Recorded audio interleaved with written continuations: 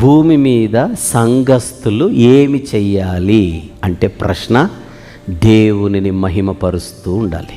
అది మొదటిది.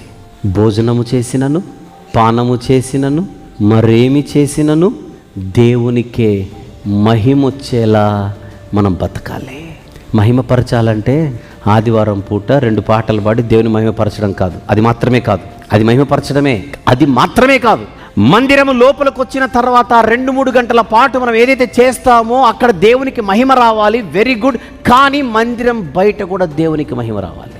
మన దైనందిన జీవితంలో కూడా దేవునికి మహిమ రావాలి. నేను ఏదైనా ఊహిస్తుంటే ఆ ఊహలో దేవునికి మహిమ, ఆలోచిస్తుంటే ఆలోచనలో దేవునికి మహిమ, మాట్లాడుతుంటే సమాజంలో దేవునికి మహిమ మనల్ని బట్టి.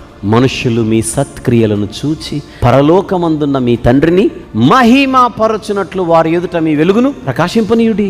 బయట సమాజంలో మనం బతికేటప్పుడు మన బతుకును చూసి బయట ఉన్న వాళ్ళు అనాలి, వీళ్ళ దేవుడు చాలా గొప్ప. బయట ఉన్న వారు అనుకోవాలి, నిజంగా దేవుని పిల్లలంటే ఇలా ఉంటారన్నమాట. మహిమ. ఎవరు కూడా వేలెత్తి మనల్ని చూపించి మన భాషను బట్టి, మన యొక్క వ్యవహారమును బట్టి, మన పరిస్థితిని బట్టి దుమ్మెత్తి పోసేలా ఉండకూడదు. మనల్ని బట్టి దేవుని నామము దూషింపబడేలా మన బతుకులు ఉండకూడదు. సమాజం నన్ను చూడాలి, సమాజం నన్ను చూసి పొగడాలి, కొనియాడాలి కాదు. నన్ను చూసి సమాజం దేవునిని మహిమపరచాలి. ఇది క్రిస్టియన్ లైఫ్. ఎవరైనా నన్ను చూస్తే నన్ను బట్టి దేవుని మహిమపరచాలి. నన్ను చూసి నన్ను మహిమపరిస్తే నా బతుకు సరిగలేదని.